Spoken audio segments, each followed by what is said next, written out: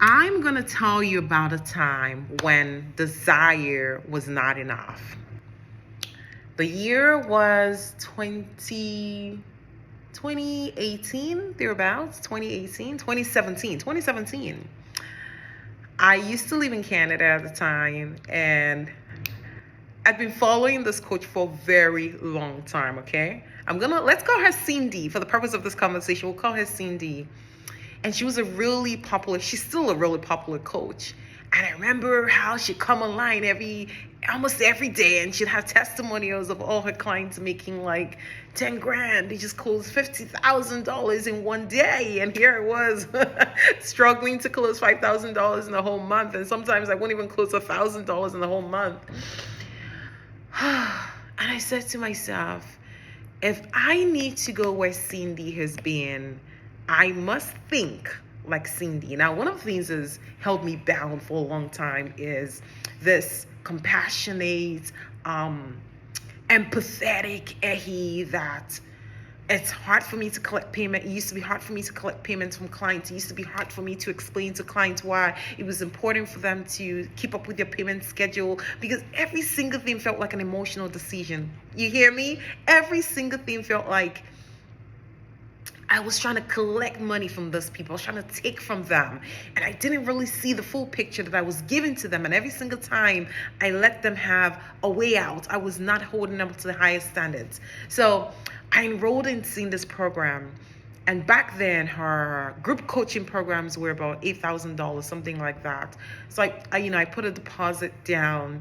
And I remember sitting down in church the next day on Sunday and going, what the heck have I done? I'm not even that girl. I'm not that girl yet. I struggled a lot with my mindset, obviously. So I'm like, I'm not that girl yet. Why am I paying $8,000 for a program, And so the next day, while I was in church anyways, I came up with a super crafty idea that I was going to send to her assistant to opt out of the program. So I said to Cindy's assistant, hey, Joanne, whatever her name was back then, I used my husband's credit card to pay for this. He's not going to like it very much. Joanne, could you let Cindy know that as a result of this decision I just made, I'm in big trouble. So I need to kind of cancel this payment, and I'll be back. Okay? I'll be back when I'm all situated. And I give her some story. And she said, I cannot guarantee that Cindy would grant your request. However, I would bring it up to her. I think it took them a couple days to get back to me. And one of those days, I saw an email or an instant message back then. I think it was a Facebook message from Cindy saying, hey, Ehi, Joan told me that you needed to opt out of the program because you used a credit card that you didn't mean to. And she was a no-nonsense woman. I love this woman. She goes, do you have another credit card that you can use? I was like, not really, not at this time. She goes, then why did you waste my time? Why did you waste the time of my assistant and my team? We've already closed the doors to this program, and do you understand and realize that you just took up someone else's spot, and now you're asking me to refund? And she gave me this no nonsense, no filter answer. And I stood there feeling so small. I'm like, who is she? Who does she think she is? Oh, Cindy, you are going to do everything in the world but talk to me in this manner. You better start a refund right now. I didn't say this to her, by the way. I just thought it up. I'm like, you better start this refund process right now. And she basically went on to tell me that I had wasted her time, wasted her team's time. And don't try this next time because I would not be so lenient next time. And I remember thinking, how arrogant, how proud, how I see you so full of yourself. Well, go ahead and do the refund anyways. That's all I care about. 10 years later, well, not quite 10 years, but 7 years later, I agree with Cindy. Want to know why? She let me out of that program, and I just never got the results that I wanted. I never closed a 6-figure client. I never had the 100K months like most other people in the program did. And I just never went on to doing the things that I said I was going to do, that I committed to doing. And every time I think about that story, I always, have this thought of what if I hadn't come up with that story because of fear? What if I hadn't come up with that excuse because of, oh my God, am I out of my mind? Who pays $8,000 for a coach? I wonder where I would have been back then. Why am I telling you this story? Because I recently had the same experience with a client, and I thought about going the gender way of, okay, that's fine, it's okay, you can just go, it's okay. And I remembered my experience with Cindy and how she was very clear, very, very clear about her refund policies. I do not do refund, period. Matter of fact, you're costing me, because now not only is PayPal going to charge me, but you've just taken up the spot of someone else who was more serious. And I thought you were that woman. I thought you were that girl who was serious about your business. And I found myself giving a similar speech, although hopefully I did this right with some empathy, to a client who did this.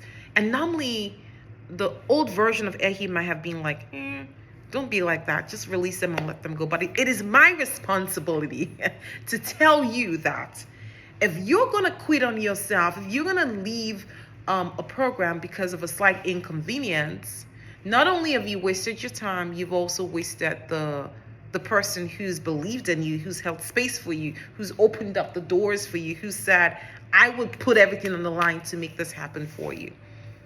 And so I want to talk about mindset. I want to talk about the fact that, do we understand that the mindset that's guiding us this far will not get us further? Do we understand that in order for you to improve, in order for you to literally go somewhere different, you literally have to be a different person. You have to think like a different person. You have to reason and process information like a different person.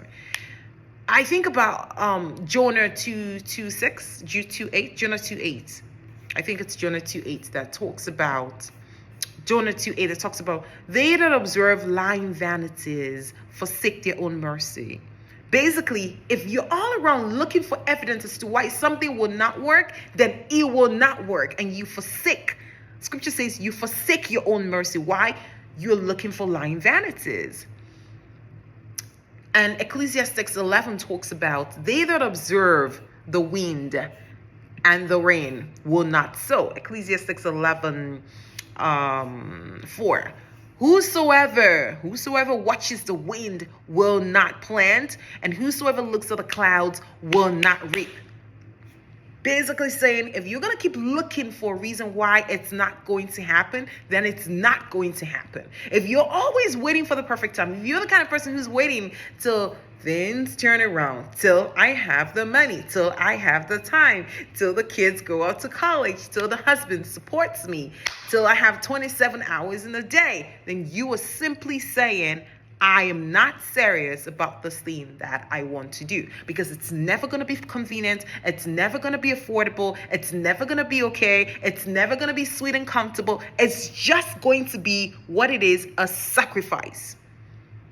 And I think about if I stay away from the gym for so long, when I come back, I have something I now know, I now understand is a runner's itch. I didn't understand what this meant before. I come back from the gym after a very long time of not working out, and my whole body is itchy, and I'm like, oh my God, this is such an uncomfortable experience. I don't want to do it anymore. But here's the thing about a runner's itch. There is no solution necessarily to it. There is no treatment to it. It's not as a result of dry skin. It's just what it is from your blood vessels not flowing. And now suddenly it is flowing. The solution is you just got to keep going. You just got to work through it, and it will stop automatically after a couple of days. So what am I saying?